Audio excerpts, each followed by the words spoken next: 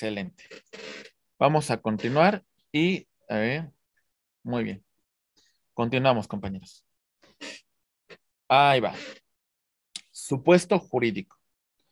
Hechos jurídicos es en lato sensu y lo vamos a dividir en hecho jurídico y acto jurídico en estricto sensu. Revisaremos. El hecho jurídico es un hecho humano que es voluntario, es involuntario o es ilícito. Esta circunstancia genera el nacimiento de una obligación. Esta circunstancia genera la aplicación de una norma a un caso concreto. El hecho humano voluntario que no tiene nacimiento en una disposición normativa, un hecho consuetudinario, vamos a llamarlo que entraría dentro de la clasificación de un hecho jurídico. ¿Lo entendemos, compañeros? Perfecto. Un hecho humano ilícito, contrario a derecho, ¿sale? Un hecho humano ilícito que implica el incumplimiento de una obligación puede ser de naturaleza civil o también de naturaleza penal. De naturaleza civil, el incumplimiento de un contrato, de un convenio o el incumplimiento de alguna otra de las fuentes de las obligaciones, como la gestión de negocios, como el hecho ilícito, como el enriquecimiento ilegítimo, etcétera, etcétera. Y en materia penal, el intencional sería el dolo y la imprudencial sería el tema de la culpa. Esto sería un hecho jurídico. ¿Vamos bien? Un hecho humano involuntario. Por ejemplo, voy manejando y daño la propiedad de otra persona. Daño la propiedad de Oscar Chavarría. Aunque no tuve la intención, ¿qué creen, compañeros? Pues debo de responder por los daños que le causó a la propiedad de Oscar. ¿Se entiende, compañeros? ¿Vamos bien? Perfecto. Los actos jurídicos. Dentro de los actos jurídicos hay una manifestación de la voluntad. Hay un propósito de producir una consecuencia jurídica.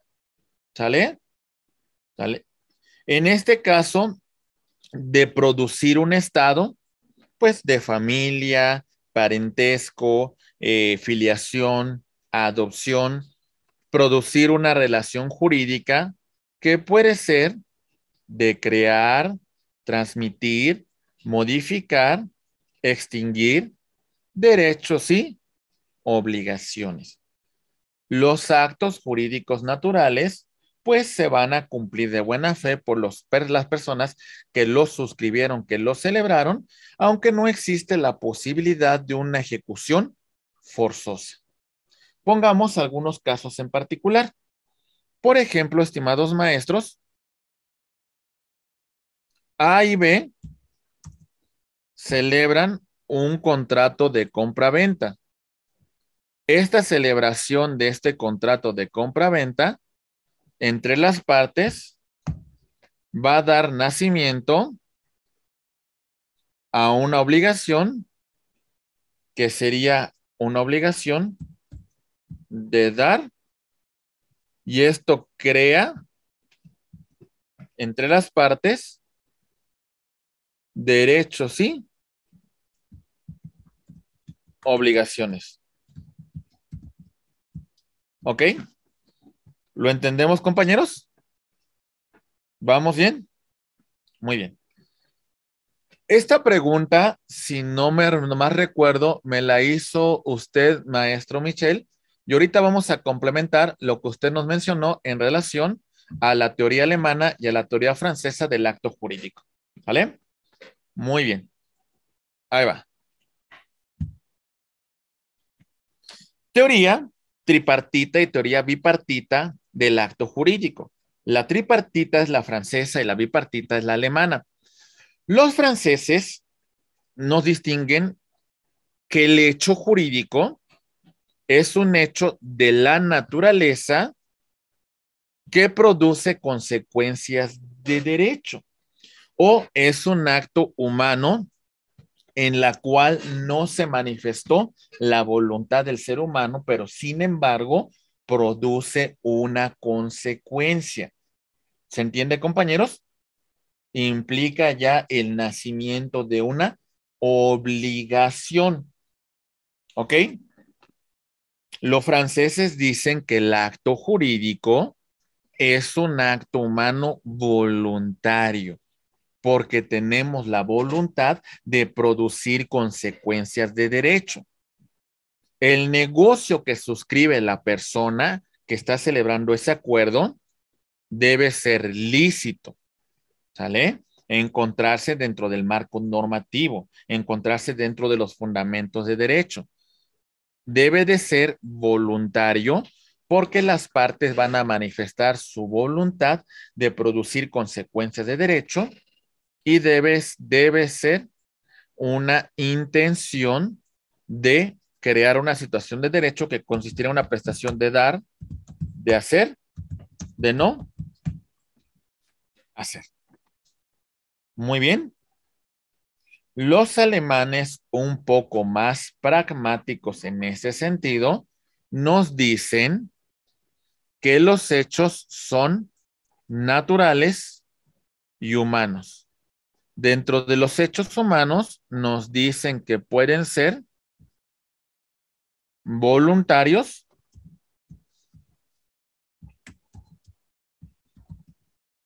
que pueden ser involuntarios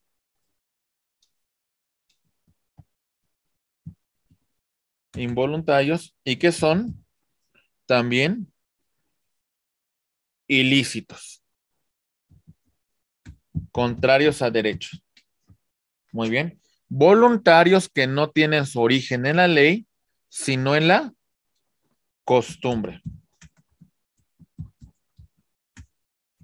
¿Vale? Involuntarios que no se tuvo la intención, pero aún así tenemos que responder por los daños que causamos a un tercero, e ilícitos porque son contrarios a derecho. Mientras que en los actos jurídicos nos dicen los alemanes que los actos son dentro del marco normativo, son voluntarios, se manifiesta la voluntad de quien lo está suscribiendo y hay una intención de producir consecuencias de derecho. La norma, la que ustedes me digan, compañeros, es una...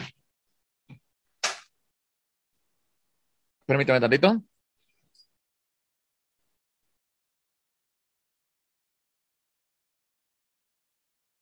Perdón. Ok, perdón. Compañeros, ¿se va entendiendo esto? La norma siempre va a ser una hipótesis. Es un supuesto que ha establecido el legislador. ¿Cuándo? Aquí está. El supuesto del legislador. Aquí está. La norma. Cuando la voluntad del ser humano encuadra con esta hipótesis que aquí se establece, compañeros, entonces se produce una consecuencia de derecho. ¿Sale? El Código Civil nos dice que el contrato de compra-venta es un acuerdo de voluntades entre comprador y vendedor, en la cual el vendedor transmite el dominio de un bien y el comprador paga un precio cierto determinado por dicho bien. Ese concepto que he establecido sobre la compraventa es una hipótesis, ¿verdad? Sí. Tenemos que A quiere vender un automóvil, ¿sale? Y B lo quiere adquirir. Dígame en qué supuesto nos encontramos, compañeros. Aquí que podemos señalar la conducta, la voluntad de A y de B encuadran dentro de la hipótesis normativa del contrato de compraventa. produciendo de esta manera consecuencias de derecho. ¿Se entendió o no, compañeros? ¿Vamos bien? Muy bien. A ver, nos dice, dejen revisar un concepto, por favor. Nos comenta el maestro José Flores que esto es la persona que encuadra su actuar de hacer o no hacer para que encuadre con la hipótesis normativa y como tal las consecuencias, ¿verdad? Se parece mucho al elemento que en materia penal llamamos como tipicidad, la conducta que encuadra con el tipo penal, ¿verdad? Muy bien. ¿Entendemos esto, compañeros? Muy bien, excelente. Muy bien, compañeros. Perfecto. Vamos a continuar. Muy bien.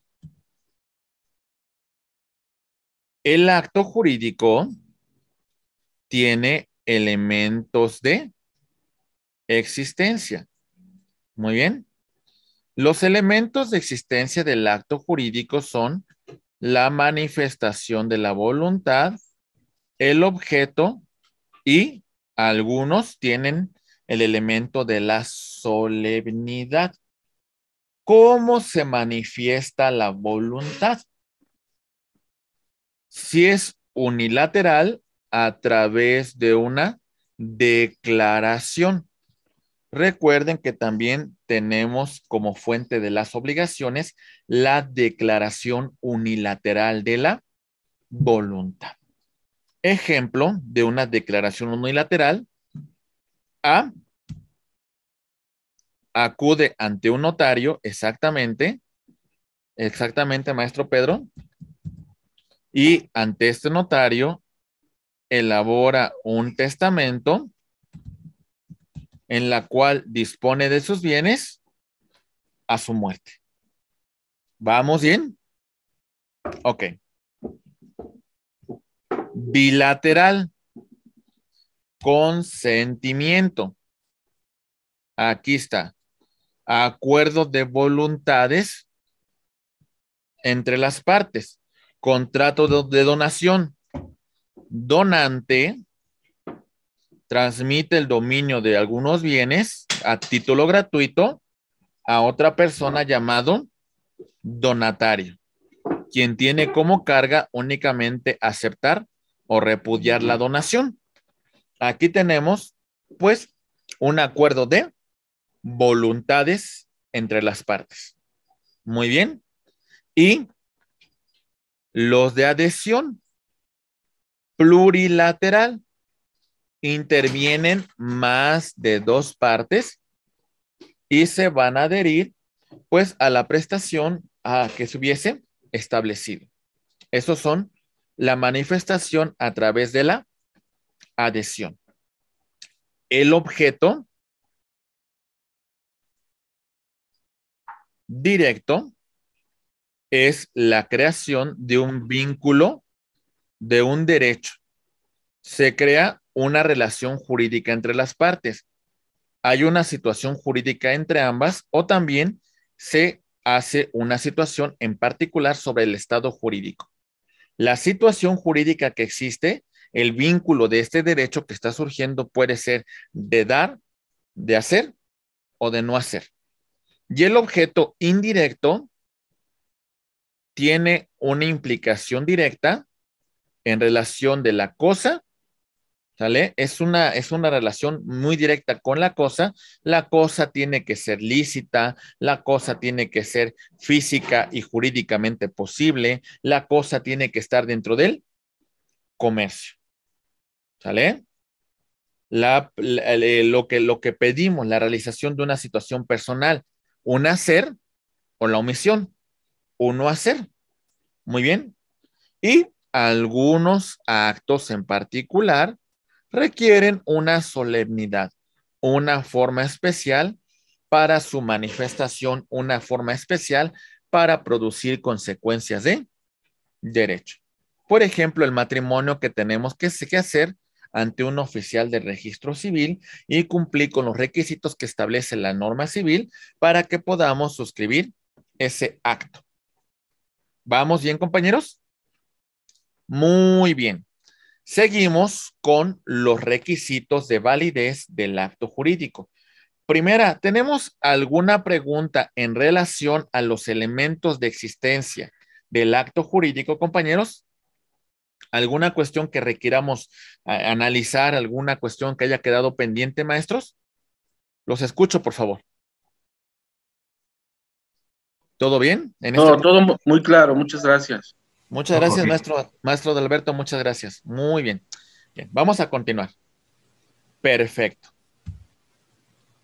Elementos o requisitos de validez del acto jurídico. Hablamos de la capacidad, hablamos de que debe haber una ausencia de vicios del consentimiento, hablamos del objeto indirecto, de la licitud de motivo fin y también de la forma que deben cubrir determinados actos jurídicos. La capacidad.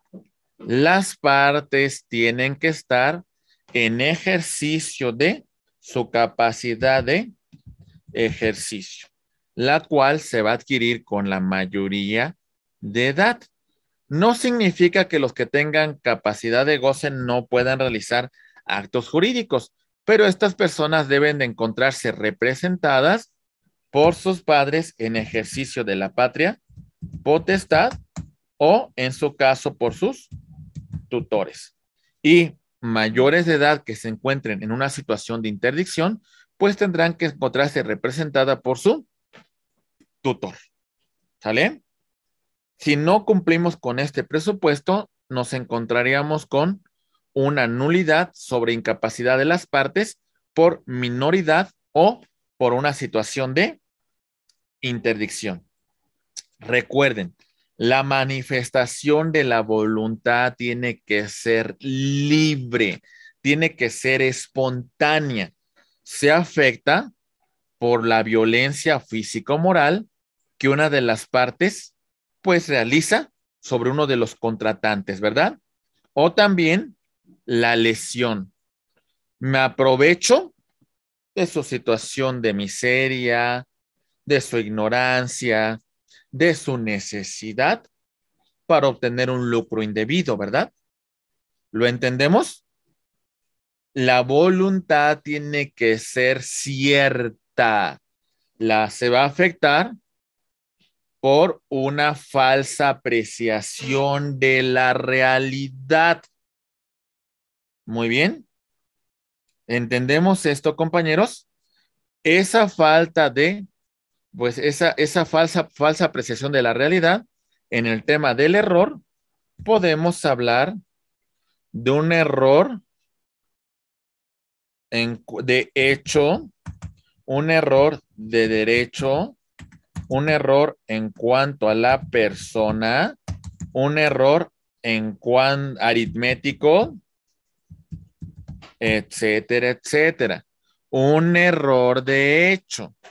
Yo caí en una falsa apreciación de la realidad porque pensé que el objeto que me estaba vendiendo el maestro Michel era un reloj Rolex original, cuando la realidad es que se trataba de una imitación. Él nunca me pretendió engañar, yo simplemente pues tuve esa falsa apreciación de la realidad.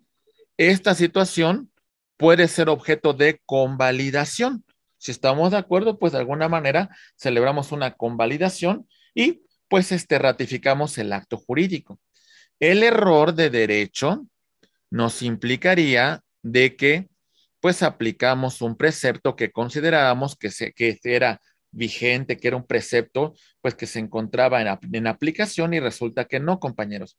Recordamos que seguimos el principio que la ignorancia de la ley no excusa de su cumplimiento, lo que pudiese provocar una nulidad absoluta.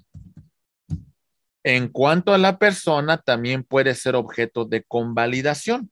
Por ejemplo, quiero contratar los servicios de la maestra Brisa Stage en el tema de representación legal, pero bueno, también esa misma capacidad de representación, posiblemente la maestra Karen Guzmán también la pueda tener. Entonces puedo convalidar el acto jurídico de la prestación de un contrato de prestación de servicios profesionales y en este caso en particular quien me va a representar en el juicio ya no va a ser la maestra Brisa Stage y no será la maestra Karen Guzmán, porque se encuentran en una misma situación de capacidad para llevar a cabo una controversia dentro de este ámbito civil. Puede ser convalidado, por lo tanto, pues podría no tener una nulidad hasta cierto punto relativa. Y el error aritmético también puede ser convalidado por las partes. Resulta que A piensa que está comprando un departamento de 110 metros cuadrados y resulta que la realidad que el departamento solamente tiene 100 metros cuadrados. Este error aritmético pudiese ser objeto de convalidación si así las partes lo determinan, generando una nulidad hasta cierto punto relativa. Nos comenta el maestro José Flores, pues que tenemos pues una nulidad absoluta y nulidad relativa dependiendo de cada caso en particular. Muy bien, maestro, complementamos con esto que hemos señalado su valiosa intervención. Tenemos que, por ejemplo, ¿qué más nos menciona? Permítame un momento, por favor. Tenemos que Michelle Zavala nos comenta que algún libro que recomiende de obligaciones. La verdad que creo que el mejor libro de obligaciones es el del doctor Ernesto Gutiérrez y González, porque viene con casos muy prácticos y con ejemplos pues muy cotidianos sobre las obligaciones, y creo que es el libro que pudiese atreverme a recomendar sobre las obligaciones, principalmente. ¿Vale, maestros? Muy bien. Derecho de las obligaciones del doctor Ernesto Gutiérrez y González. Muy bien. Perfecto, muy bien. Vamos a continuar, compañeros, si así me lo permiten. ¿Alguna observación que tengamos hasta aquí? ¿Dudas, comentarios? ¿Vale? Muy bien. También la voluntad se encuentra afectada por el dolo. En el dolo ya hay maquinaciones, en el dolo ya hay una circunstancia de hacer querer que una persona, inducirle a un error para la celebración de un acto jurídico. Aquí, por ejemplo, en el tema del dolo, que no lo confundan con el dolo penal, compañeros, una de las partes tiene la intención de inducir al error a uno de los contratantes, para que de esta manera esta persona que está realizando el acto jurídico pues lo lleve a cabo y este sujeto obtenga un lucro que no tiene derecho, que no merece. Muy bien. El dolo nos va a provocar una nulidad absoluta. Aunque el doctor Ernesto Gutiérrez y González reconoce que hay dos tipos de dolo. El dolo bueno y el dolo malo. El dolo bueno es lo que hace todo comerciante, compañeros. Exagerar un poco las condiciones de su producto, exagerar un poco las condiciones de su marca para que una de las partes celebre el acto jurídico. Y el dolo malo, pues es lo que nos conllevaría a esta nulidad que hemos hecho referencia con antelación. ¿Bien, maestros? Perfecto. ¿Comentarios? ¿Dudas? Muy bien. O sea que, por ejemplo, sí, maestra Esmeralda, la escucho. Si, por ejemplo, los que venden por televisión, que es muy común, ellos alegan un dolo bueno por el cual no sirve su producto, ¿pueden ganar un asunto así? Pues pueden convalidarlo, ese es el punto principal. O sea, a veces también nosotros como compradores, pues también a veces pecamos un poco de ingenuos, ¿no? Si me dicen, ponte este gel en tu panza y te vas a poner bien flaco, pues la verdad es que a veces pecamos un poco de ingenuidad. Lo que hacen a veces, muchas veces algunas marcas, algunos productos, solamente es hacer una pequeña exageración, o sea, no queriendo, no señalando que el producto no sirva, pero no va a cumplir con los requerimientos que te están poniendo en su comercial, ¿no? Pero tampoco te están dando un producto que no tenga ciertas condiciones de calidad o ciertas condiciones de fiabilidad. pero no cumple exactamente con lo que te están prometiendo. Eso pudiese conllevar a que tengamos una nulidad relativa dentro de un contrato, mi estimada maestra Esmeralda. Ok, ok, Y muchas gracias. y el dolo malo sí nos genera una nulidad absoluta, mi estimada maestra Esmeralda. El dolo malo es que yo, por ejemplo, repare un automóvil para vendérselo a usted, pero yo hago una reparación parcial solamente para que usted pues disponga del automóvil y a la semana, ¿qué cree?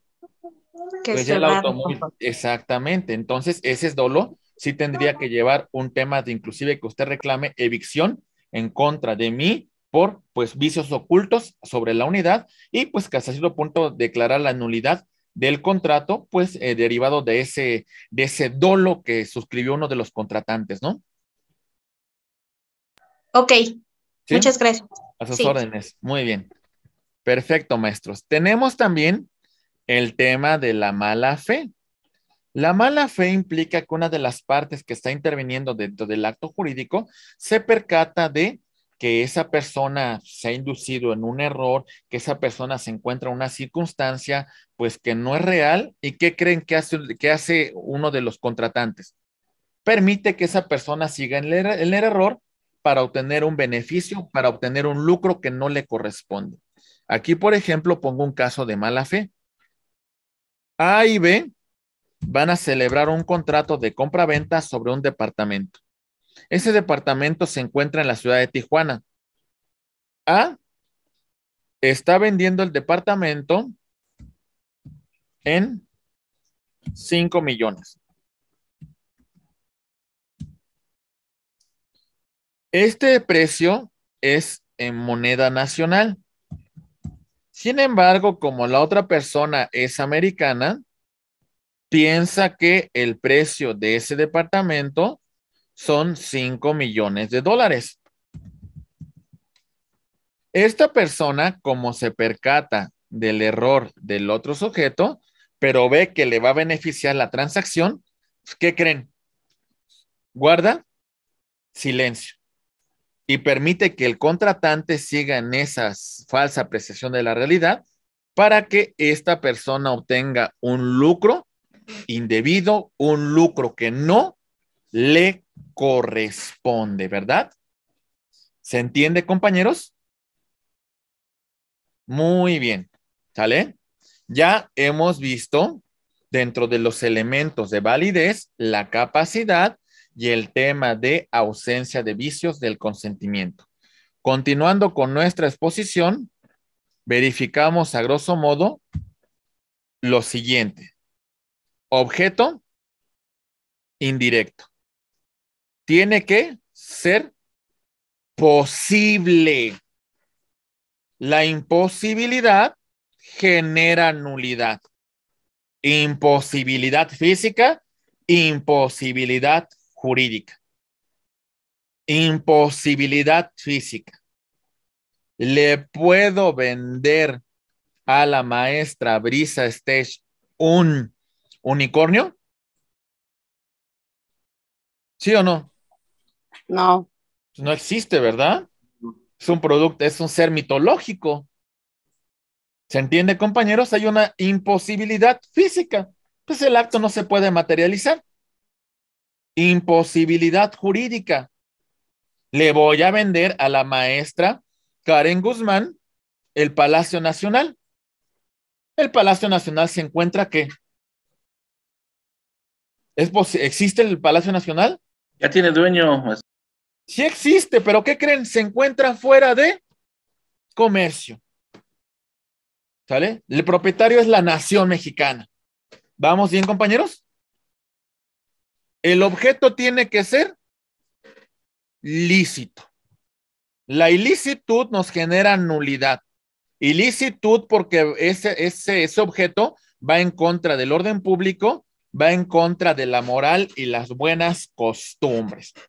Imaginen, resulta que voy a celebrar con el maestro Oscar Chavarría un contrato de compra-venta de 1 tonelada de estupefacientes. ¿Este contrato tendrá efectos jurídicos, compañeros? No, ¿verdad? Porque el objeto es ilícito. El objeto va contra la ley de orden público. ¿Vamos bien? Quiero vender medias horas de placer. Entonces, no, compañeros, porque va en contra de la moral y las buenas costumbres. ¿Se entiende, compañeros? ¿Vamos bien? Ok. Sí. Tiene que ser determinado o determinable. Determinado ad corpus, lo que tenemos ahí en su calidad, en su número, en su género, etcétera, etcétera. Determinable ad mesuram. No existe, pero va a existir. ¿Se entiende, compañeros? Estar dentro de comercio. Ser susceptible de apropiación individual por su naturaleza, por determinación de la ley. Compañeros, ¿le podría vender a nuestro coordinador, el licenciado Francisco, las estrellas? No, ¿verdad? Por su naturaleza no son materia de adquisición. ¿Le puedo vender a la maestra Beatriz Bello, venderle, por ejemplo, el monumento a la Revolución? ¿Sí se lo puedo vender? No. ¿Por qué? Porque por determinación de la ley se encuentra fuera de comercio. ¿Vamos bien? Ok. El último de los elementos de existencia, de validez del acto jurídico. Ahí va. La forma. Cumplir con las formalidades que establece la ley. La falta de forma esencial en algunos casos puede generar la nulidad. ¿Sale? En otros supuestos no puede ser objeto de convalidación. Nulidad. Por ejemplo, si queremos celebrar matrimonio, tenemos que cumplir con el requisito de solemnidad y cumplir con los requisitos que marca la ley para que surta sus efectos esta situación jurídica en particular, ¿verdad? ¿Se entiende, compañeros? Hacerlo de una forma distinta implicaría que el acto es completamente nulo. Acción para otorgar formalidad. Resulta que A le compra a B su departamento. B es el titular registral. Sin embargo, la transmisión se hace a través de un contrato privado de compraventa. Hasta cierto punto el contrato se perfecciona y surte efectos entre las partes. ¿Sale? Muy bien. Para terceros, pues todavía no. Para efectos registrales, pues todavía el titular seguiría siendo B. ¿Sale? Aunque pueden de forma posterior iniciar una acción para convalidar esta transmisión y elevarlo a escritura pública e inscribirlo en el registro público de la propiedad. ¿Sale? No se cumple con las formalidades que establece la ley, pero ¿qué creen? Puede ser objeto de convalidación hacia futuro, de formalidad. Por ejemplo, me dice la maestra Esmeralda Eugenia el tema de los ejidos. Bueno, mi estimada maestra, recordemos que hay una reforma importante en el tema de los ejidos con Salinas de Gortari, en el tema de que muchos de ellos pueden ser objeto de transmisión. Con antelación a la reforma de Salinas, nos encontramos bajo este supuesto que los ejidos no pudiesen transmitirse a través de un contrato de transmisión de dominio. Nos encontrábamos aquí pues con un tema de bienes que se encontraban fuera de comercio. Y recordemos, estimados amigos, aquí, por ejemplo, nos dice el maestro José Flores el tema de la acción pro forma para su convalidación, para su regularización. Maestro Adalberto, lo escuchamos, por favor. Sí, gracias. En relación a la pregunta que hacía la maestra, elegido como tal no. Sin embargo, sí hay una cesión de derechos por parte del comisariado ejidal, en el cual posteriormente se da un proceso de saturación de parcelas que le llaman, se hacen los planos de lotificación, se desincorpora del patrimonio de la federación y ya viene aquí un organismo que se llama CORET y que es el que se encarga ya propiamente de entregar el título de propiedad a los propietarios. O sea, el ejido como tal no se vende, pero sin embargo, a través de ese proceso de formalización de la propiedad, pues ya es enajenable, ¿no? Gracias. Ok, se ceden los derechos y posteriormente se hace la regulación que usted nos establece, maestro Adalberto, ¿verdad? Muy bien, perfecto. Muchas gracias, compañeros. Sí, sí, gracias. Muy bien. Excelente participación, compañeros. Muy bien. Efectos que tiene el acto jurídico. Crear una situación, un estado general y abstracto entre las partes que lo están suscribiendo. El acto jurídico crea y transmite. En estricto sensu, a esto lo conocemos con el nombre de contrato. El que modifica y extingue, lo conocemos con el nombre de convenio. Se crea, se transmite, se modifica y se extingue derechos y obligaciones. ¿Qué le da origen a esta situación? La voluntad de las partes, la norma jurídica, y también nos encontramos que ambas, la voluntad y la ley. Muy bien. ¿Vamos entendiendo estos conceptos, estos elementos, compañeros? ¿Vamos bien? Perfecto. Seguimos, por favor. Y ahora verificamos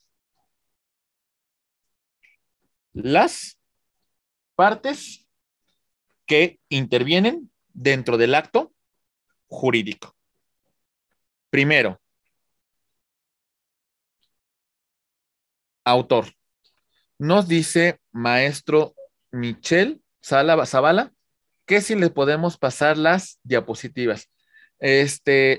Licenciado, a ver si nos ayuda, por favor. Mi estimado licenciado Francisco, no sé si ya tengan la presentación los compañeros para que tengan también esta información, por favor, y no, pues, donde puedan también ellos tener acceso a la misma. Claro que sí, profesor, enseguida. Muy bien, ahorita se los comparten, compañeros, ¿vale? Muy bien, ¿sale? Y bueno, los que quieran también, aquí permítanme, compañeros, lo voy a subir en el chat, compañeros. Aquí está. Para que todos también lo verifiquen por si quieren acceder al material. ¿Les parece bien, compañeros? Sí, muy bien, gracias. Ahí voy, ¿eh? Muy bien. Ahí voy. Ok, ya se está subiendo, ¿eh? Aguántenle tantito y ahorita sube ya también y el licenciado Francisco se lo está compartiendo. Muy bien. Gracias. Profesor, adelante, muchas gracias. Muchas gracias a ustedes, compañeros. Muy bien, ya está también en el chat y ya también el licenciado Francisco se los va a compartir a través de el WhatsApp. Pero aquí también lo pueden descargar en el chat, ¿eh? Por si ustedes lo ven, ahí está ya el material. Perfecto. Muy bien, compañeros. Dejen cierro micrófonos y continuamos. Otra cuestión, compañeros. Si ustedes quieren, ahí tengo un canal de YouTube, por si ustedes se quieren suscribir, se suscriben con mi nombre, nada más me ponen abogado Héctor Martínez Sandoval, y ahí comparto pues algunos contenidos de diversas materias, por si les sirve de algún complemento, alguna cuestión en particular, con todo gusto se comparte para ustedes, ¿vale? Muy bien, compañeros. Seguimos, por favor. Las personas que intervienen dentro del acto jurídico. Tenemos al autor, persona que realiza el acto jurídico por sí mismo, por su representante, y además tiene un interés jurídico porque pues le causa un beneficio, le causa un perjuicio, lo que se va a realizar dentro del propio acto jurídico. Por ejemplo, tenemos en un contrato de mutuo a el mutuante y al B el mutuatario. El mutuante transmite de forma temporal el dominio de determinados bienes fungibles. Y el mutatario se obliga a devolver dentro del plazo que hubiesen establecido estos bienes fungibles en su mismo número, en su misma calidad, en su misma especie. Ellos son los autores dentro de este acto jurídico. Tenemos también las partes. Las partes que intervienen, que celebran el acto jurídico bilateral, plurilateral, ya sea por sí mismas o también por conducto de un representante. ¿Sale? En el caso de un contrato de compra-venta, tenemos a las partes vendedor y comprador. El vendedor actúa por conducto de su representante. Entonces son partes dentro del acto jurídico.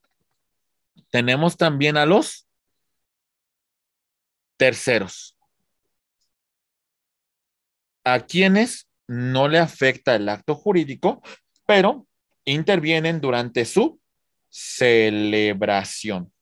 Por ejemplo, dentro de un contrato de arrendamiento, las partes, el autor y una de las partes, por ejemplo, es el arrendador. ¿Por qué es el autor?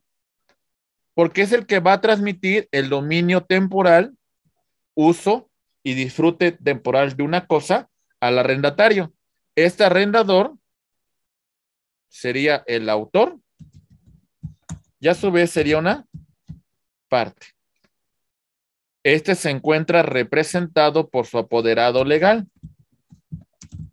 Ese apoderado legal sería una parte. El arrendatario sería parte dentro de este contrato. Y resulta que participan dos testigos que intervinieron durante la celebración de este acto. ¿Qué creen, compañeros? Estos van a ser terceros porque ni les va ni les viene lo que sucederá con el acto, pero simplemente intervienen pues para acreditar que dicho acto se suscribió, se celebró. Muy bien. Perfecto. Seguimos. El causante. Persona titular de un derecho u obligación que lo transmite a otro, ya sea por sí mismo o su representante. ¿Sale? El causante. Por ejemplo, A es el titular registral de este bien inmueble. A lo transmite a favor de B. El causante, la persona legitimada, la persona con facultades para transmitir el dominio, pues aquí la tenemos, ¿verdad? La que da origen al presente acto jurídico. Tenemos también, por supuesto, el tema de la causabiencia, el causabiente, persona sucesora de otra en un derecho, en una obligación. A es deudor de B. ¿Vale? Hay un derecho real de garantía que tiene B sobre A. A muere y deja a sus herederos C, D y E. Ellos son causavientes de las obligaciones que dejó pendiente el de cuyus A y deben de responder de los bienes en materia de la herencia con B y cumplir con la obligación que dejó pendiente A porque son herederos a título universal. ¿Entendemos esto? ¿Vamos bien, maestros? Perfecto. Seguimos.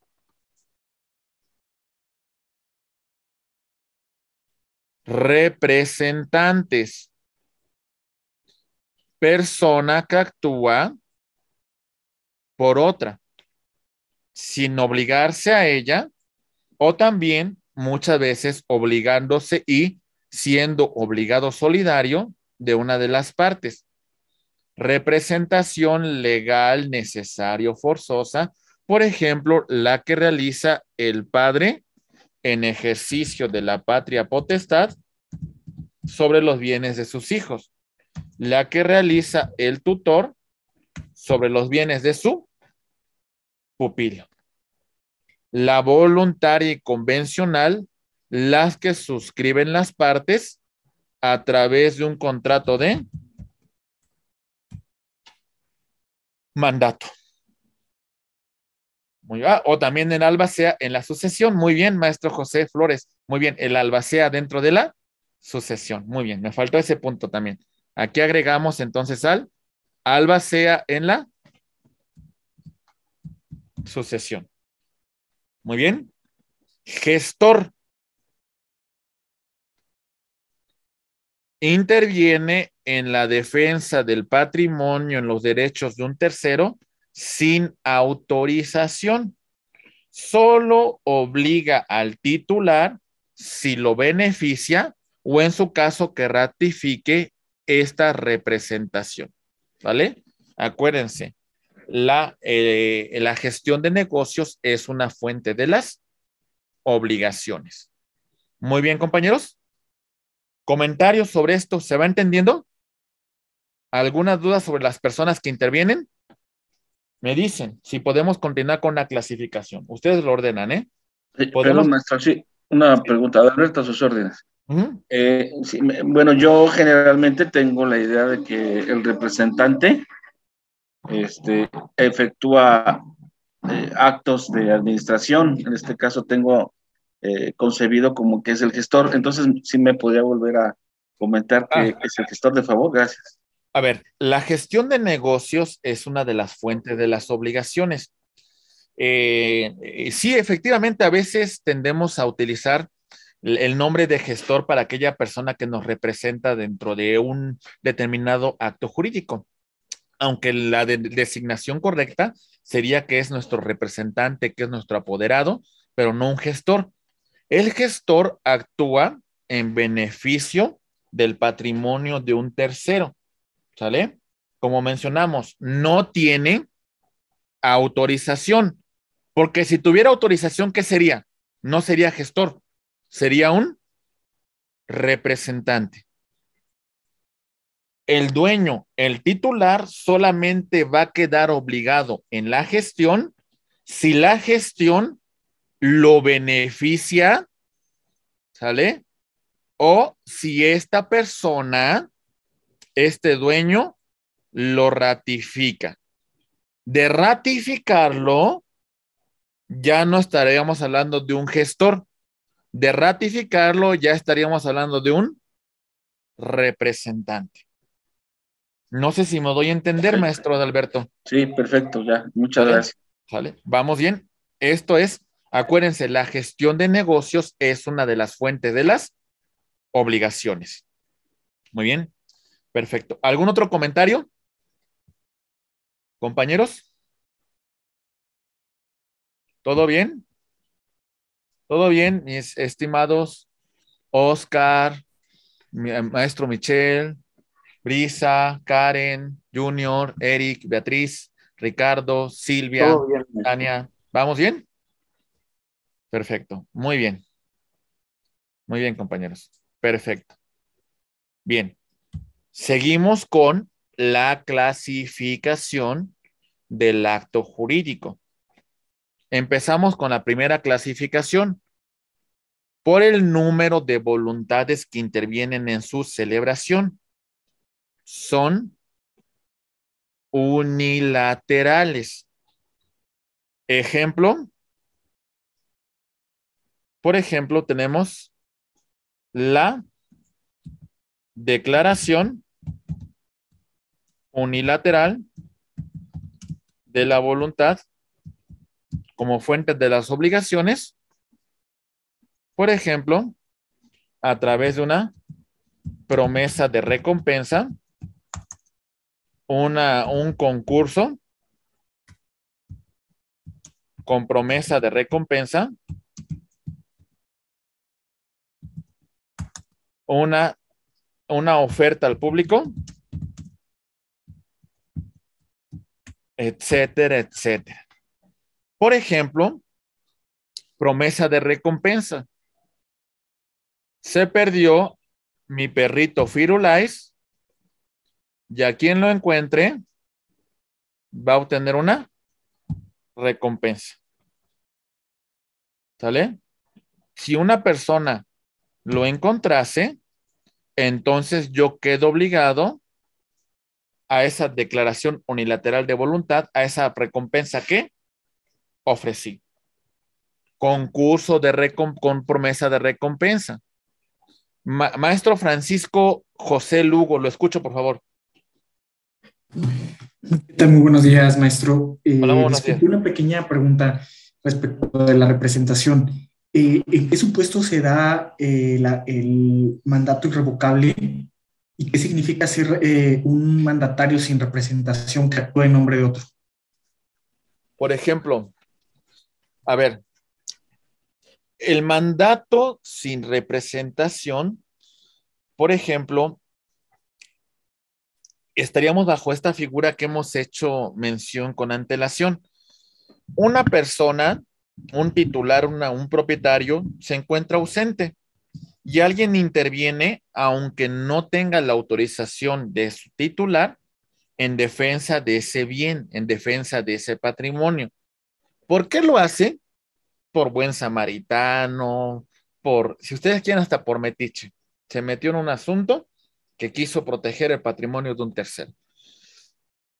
¿Qué va a ocurrir aquí? La única manera de que surja la obligación es como señalamos con antelación, que sea útil. Si no es útil la gestión, no genera ninguna obligación para el propietario, para el titular. Ni modo. Incluso el gestor pagará a este dueño, a este propietario, por los daños y perjuicios que le hubiese causado su gestión. Si le es útil y este tercero no quiere, este dueño, este propietario, no quiere que esta persona lo represente, por lo menos debe de cubrir los gastos que el gestor realizó. Por lo menos los gastos. Si yo lo estoy en este momento a ese gestor, a ese tercero ratificando, la realidad es que ya estaremos bajo la figura de mandato que hemos hecho alusión con antelación. Esa sería más o menos una breve explicación que podríamos mencionar. Por ejemplo, nos dice maestro José Flores que también puede ser una persona que ejerza un derecho preferente como acreedor. Sin embargo, aquí considero, mi estimado amigo, que ya estaríamos pues bajo un supuesto de una de las partes dentro del acto jurídico, porque hay un tema de obligaciones que surgieron entre acreedor y deudor, y considero que nos encontraremos bajo esa figura. Me parece que ese sería el punto en particular. No sé si con ello respondo su pregunta, mi estimado maestro. Muchísimas gracias, queda muy claro. Entonces, básicamente es como un gestor. Y la otra sería que a veces no me ha quedado claro, los supuestos de un mandato irrevocable. Ok, muy bien. La realidad es de que dentro del contrato de mandato, recuerde que en este caso el mandante le encarga ciertos actos de administración, de dominio, digamos, de parapleitos y cobranzas, etcétera, etcétera, a su mandatario. Bajo este supuesto se tiene que cumplir con una función en particular. Se cumple con la función, se cumple con el contrato, pues bueno, de alguna manera lo damos por terminado o en todo caso, pues continuamos con la celebración de este contrato. ¿Qué pasa si en este caso el mandante falleciere? Pues el mandatario tendría que continuar con la representación, por lo menos hasta en tanto entrar a la sucesión para, pues para garantizar, para proteger los derechos que continúan a la muerte de su mandante. No, la realidad es que no pudiese transcurrirse, no pudiese ampliarse los efectos de este contrato a la muerte del mandante. De alguna manera concluiría, pero por lo menos tendría que preservarlos hasta en tanto la sucesión continúe y en todo caso la sucesión lo designe como representante, pero en este caso nos encontraremos bajo la figura en el tema de la representación de los bienes del decuyus por parte de una albacea. Pero eso no sé, sería más o menos una explicación muy a grosso modo y una explicación que a lo mejor valdría la pena más ampliarla en el tema de los contratos en particular. Muy bien. Muchísimas gracias, maestro. Muy, muy amable. A sus órdenes. Muy bien, compañeros. ¿Hasta aquí vamos bien, compañeros? Ok. Concurso con promesa de recompensa. Muy bien. Me dice el maestro José Flores, sí, se podría seguir ejerciendo el mandato si es que el mandatario lo ejerció antes del fallecimiento. Sí, efectivamente, pero de alguna manera nos vamos a encontrar con un supuesto de que la sucesión también tendría que intervenir y es importante asegurar y garantizar pues los bienes del mandante, ¿verdad? Muy bien, perfecto. Concurso con promesa de recompensa. Ha lanzado un concurso y establece ciertos lineamientos y resulta que hace una convocatoria en la cual comparecen todos estos concursantes. A va a cumplir con la recompensa a aquella persona que cumpla con las cualidades que ha lanzado A en su convocatoria. ¿Quién va a calificar las aptitudes de estos concursantes? Ya sea el propio declarante o también lo podrá hacer un jurado. La oferta al público. A tiene un local comercial y pone todos sus productos lácteos al 50% de descuento. Entonces, él debe respetar la oferta que realizó a terceros. Hablamos de este tema del acto jurídico a través de una declaración unilateral de la voluntad. Tenemos también otro supuesto. Por el número de voluntades bilateral. Un montón de contratos, un montón de actos que entran aquí. Por ejemplo, el contrato de comodato. Tenemos que el comodante transmite el uso y goce temporal de determinados bienes de forma gratuita al comodatario, quien se obligue a devolverlo en las condiciones que fueron transmitidos en uso y goce por el comodante. ¿Vale? Hay un acuerdo de voluntades entre las partes. Por poner un ejemplo nada más. Tenemos contratos plurilaterales. Intervienen más de dos voluntades. Los famosos contratos de adhesión. Tenemos una compañía de internet que ofrece sus productos. Esta suscribe un contrato que es debidamente registrado y revisado por la Procuraduría Federal del Consumidor, y las personas que quieran celebrar un contrato con esa compañía se van a adherir al contrato. Adhesión. Muy bien. Contratos de adhesión plurilaterales. Bien. tenemos por la finalidad de las prestaciones onerosos, derechos y obligaciones recíprocos para las partes. Contrato de arrendamiento. Arrendador transmite el uso y goce temporal de una cosa. Arrendatario,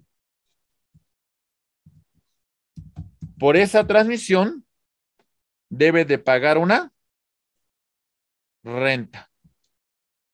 ¿Sale? Derechos y obligaciones que son recíprocos, gratuitos.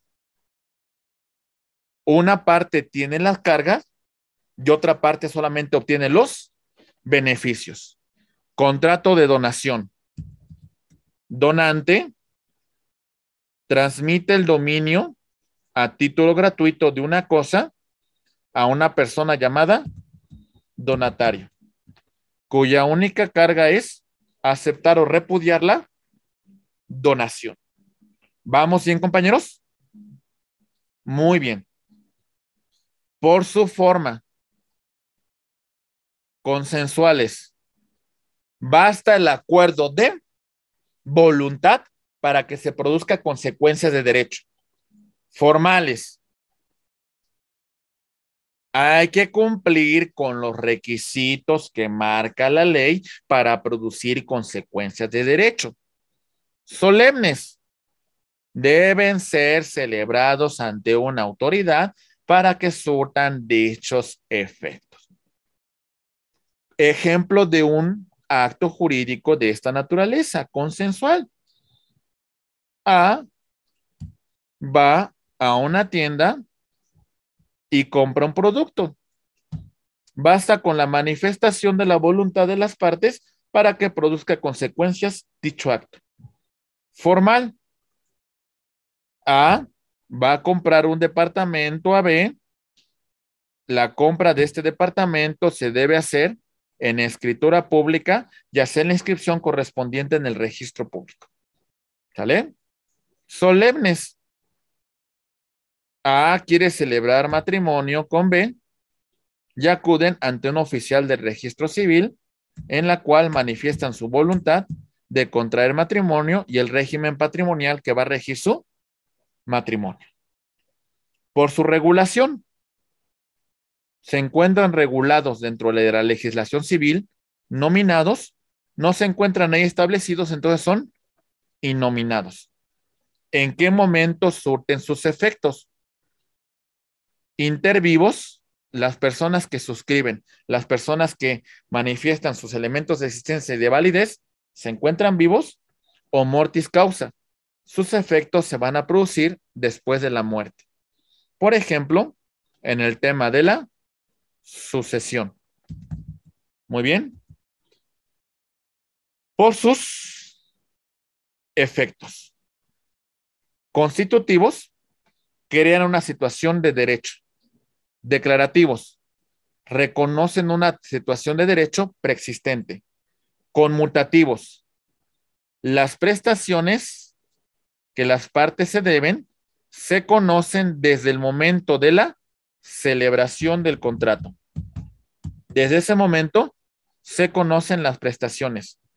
Aleatorios, se encuentran sujetos a un acontecimiento futuro de realización incierta. ¿Sale? ¿Vamos bien, compañeros? Muy bien. Puros y simples. Sin ninguna otra condición, sin ninguna otra carga. Modales. Se pone una carga, se pone una condición adicional. Y para llegar a este punto, compañeros, complementamos con la división de los actos jurídicos. Sencillo, compañeros, es importante que lo conozcamos como base para nuestra maestría. Puros y simples, sin circunstancias café que alteren sus efectos. Contrato de compraventa puro, ¿sale? Sin ninguna otra condición, sin ninguna otra carga, que yo, Héctor Martínez, celebro con Karen Guzmán. ¿Sale? Así, liso y llano. Establecemos que le voy a vender un departamento en 2 millones, ella me paga la cantidad y se acabó. Sujeto a una modalidad, a una condición. Plazo, término. Acontecimiento futuro de realización cierta. Condición. Acontecimiento futuro de realización incierta. ¿Sale? Muy bien. Plazo suspensivo. Los efectos se van a suspender hasta que llegue determinada fecha. Por ejemplo, suscribo un contrato con alguna parte y señalamos que este contrato empezará a surtir sus efectos a partir del mes de mayo del 2022. Entonces, de esta fecha hasta ese día de mayo, los efectos de este contrato están suspendidos. Resolutorios de conclusión de llegado el fin de extinción de los efectos del acto jurídico. Por ejemplo, contrato de arrendamiento que A celebra con B. Ahí va, compañeros. A celebra con B. En este momento, siendo el día 19 de febrero, se suscribe un contrato en la cual se establece un año de duración del contrato de arrendamiento, el cual va a finalizar a las últimas minutos del 18 de febrero del 2023. Los efectos de este contrato se van a prolongar durante el transcurso de ese año y llegando a esta fecha, pues daremos por extinguido dicho acuerdo de voluntades. Muy bien.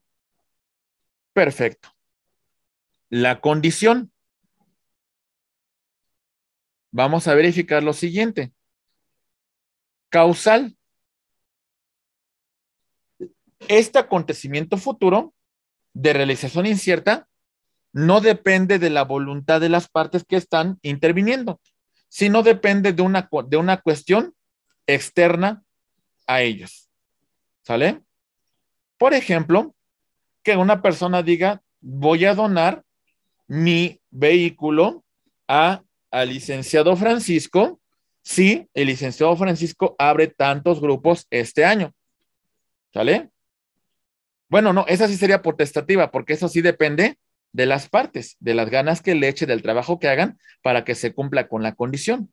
La causal, a lo mejor, pues le voy a decir a lo mejor al licenciado Francisco que si por lo menos de este grupo egresa el 90% con promedio de 9, pues de alguna manera va a recibir una bonificación. De alguna manera no depende tanto del licenciado Francisco. Aquí va a depender de terceras personas, ¿verdad? ¿Se entiende, compañeros? Mixta tiene elementos tanto de la causal como de la potestativa. Condición positiva consistiría en un hacer. ¿Sale? Encargamos un hacer. Condición negativa consistiría en un no hacer.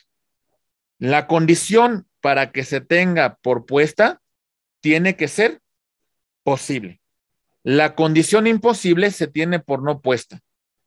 La condición también tiene que ser lícita, porque la ilícita se tiene por no puesta. Modo carga que implicaría gravamen adicional que las partes van a suscribir al momento de la celebración del acto jurídico. Este modo carga puede ser un acto gratuito o oneroso para las partes. Muy bien. Ok, compañeros. Preguntas, dudas en el tema de la clasificación de los actos jurídicos. ¿Algún comentario? ¿Dudas en relación a la división de los actos jurídicos? ¿Vamos bien, compañeros? Perfecto. Y entonces llegamos al punto A ver, me dice el maestro José Flores, la abstención, ¿cómo entraría como condición? A ver, mi estimado maestro José, exactamente no entendí la pregunta, a ver si me puede apoyar. Sí, en un caso cuando, ejemplo, en un asunto se apercibe a tal persona se abstenga de hacer o dejar de hacer o no hacer como una medida de apremio y se establece en un contrato, por decir, en un convenio. A ver, ¿se establece en un convenio una condición de no hacer? De no hacer. Por ejemplo, vamos a hablar de un contrato de arrendamiento. Dígame usted, por ejemplo, vamos a establecer una situación de no hacer. ¿Cómo qué podríamos establecer dentro de un contrato de arrendamiento que no puede hacer el arrendatario? O no, bueno, más bien, vámonos Que con no el puede arrendador. traspasar. Subarrendar. Traspasar. Oh, exactamente, sería una condición de no hacer, ¿verdad? No puede subarrendar a un tercero, ¿verdad? Por ejemplo, el arrendador tiene, por ejemplo, no puede llevar a cabo actos que causen un embarazo, que causen una situación que afecte el arrendamiento, ¿verdad? Que afecte la transmisión del uso y goce temporal de un bien, porque si no, de alguna manera, pues estaríamos incumpliendo con este contrato. Tirar algunas paredes, modificar estructuras. La estructura del bien. Exactamente, bien como nos establece usted, maestro José, y también maestro, dice Alberto, servidor. Alberto, muy bien, es que ahí le puedo modificar su nombre, mi estimado maestro. Pati, sí, creo que dice Pati, sí, lo voy a tratar de mover, pero servidor, Alberto de Puebla. A ver, aquí le pongo, porque sí viene ahí como Pati, pero déjeme le pongo. Perdón, porque... Luis Alberto, servidor. Ajá, aquí le pongo ahí voy, Gracias. Chate, renombrar. Luis Alberto, ¿ah? Servidor. Gracias, muchas gracias. Muy bien. Ya viene con su nombre, ¿vale? Muy bien, muchas gracias. Bien, compañeros, pues esas son algunas situaciones. No sé si con eso respondemos, mi estimado maestro José. Sí, sí, muy, muy amable, gracias, maestro. ¿Sale? Muy bien. Bien, compañeros, y bueno, llegamos a la ineficacia del acto jurídico. ¿Sale? Por ejemplo, los actos inexistentes, los actos que nunca se materializaron, pues falta el elemento esencial, los elementos de existencia, nunca se produjeron y como consecuencia el acto es inexistente. Actos nulos. Violación de algún precepto legal, violación de alguno de los elementos de existencia que hemos señalado en relación al acto jurídico. ¿Sale, compañeros? Nunca se manifestó la voluntad, el objeto era ilícito, no se cumplió con el elemento de la solemnidad, entonces el acto es completamente nulo. Actos anulables, relativos. Hay un defecto de la voluntad, pero ¿qué creen, compañeros? Pueden ser convalidados por las partes. ¿Se entiende, compañeros? Lo podemos convalidar. Rescisión, maestros, implicaría que haya un incumplimiento de la obligación. Surgió una obligación entre A y B. Como consecuencia de que B no cumplió con la obligación, A pide la rescisión del contrato y que B pague los daños y perjuicios causados por el incumplimiento de su obligación. Muy bien, que el contrato deje de surtir efectos. Ineficacia por voluntad, en este caso en un tema de declaración unilateral del autor. Por ejemplo, contrato, bueno, en el caso del testamento, resulta que el testador se enojó con alguna de las partes que designó como heredero y el testador decide dejar sin efectos este testamento y elaborar uno nuevo. Muy bien, compañeros. ¿Vamos bien? Perfecto. por resolución, que es un mutuo acuerdo entre las partes. ¿Sale? Las partes A y B en un contrato de arrendamiento, pues hemos decidido dar por cumplido este contrato y bueno, vamos a dejarlo sin ningún efecto, revocando los efectos de dicho contrato por acuerdo de voluntades. Muy bien, llegamos a acuerdo y va, se acabó. Inoficiosidad.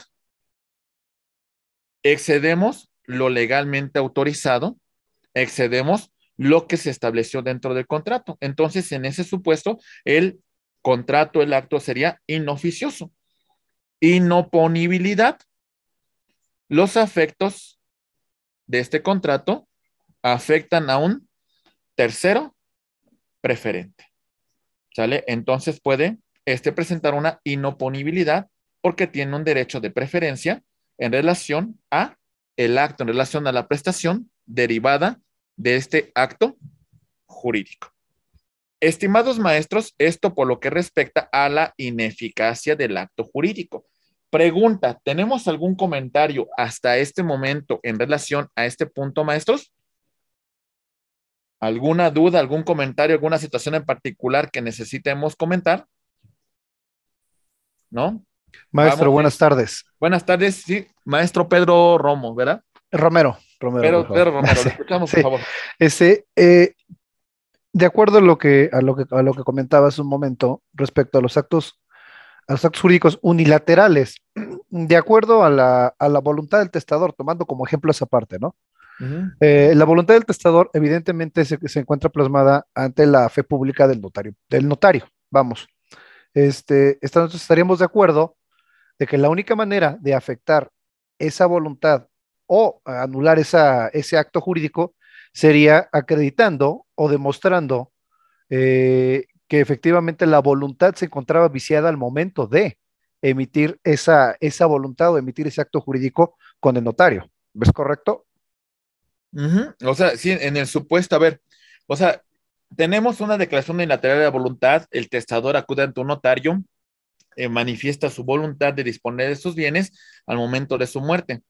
Lo que usted dice que aquí ya al momento de que se abre la sucesión, los herederos presentan, en este caso, dentro de la primera fase de la sucesión, un tema de nulidad del testamento porque consideran que al momento que el testador lo elaboró, pues se encontraba en una incapacidad para su celebración. ¿A eso se refiere usted? Exactamente. A lo que voy es esto.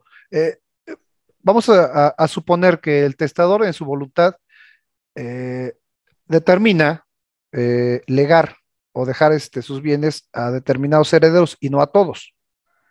Y evidentemente los demás integrantes o hijos del finado, del decuyus, interponen obviamente el juicio de nulidad para poder declarar nulo ese testamento sin poder acreditar que la voluntad del testador haya sido afectada. Entonces, tomando en consideración esto, mi pregunta sería esta, ¿no? La única manera de afectar esa voluntad unilateral del acto jurídico por parte del testador sería acreditando que la voluntad se encontraba efectivamente viciada. Exactamente, que al final de cuentas, como nos mencionan, pues tendrían que impugnarlo, acreditarlo, y en todo caso que se logre acreditar, pues el juez va a declarar la nulidad y entonces ya no habríamos la sucesión en la vía testamentaria. Si se declara la nulidad, pues eso tendría que llevar la sucesión en la vía intestada, ¿verdad? En la vía legítima. Si No, eso okay. se llegara a acreditar, ¿verdad? Pero esto va a ser una resolución que emita el juez y que determine la nulidad de este acto. Ok, muchas gracias. A sus órdenes, muy bien. Excelente, maestros, muy bien. Me da mucho gusto, compañeros. Es importante que participen, es importante que se manifiesten, porque esta maestría es de ustedes. Ustedes son los protagonistas y ustedes son los que mandan y ordenan en el desarrollo de estos temas, ¿vale? Muy bien. Entonces, estimados maestros, el tiempo apremia y bueno, ¿les parecería bien que iniciáramos la siguiente unidad de una vez? Muy bien, vamos a iniciar la siguiente unidad.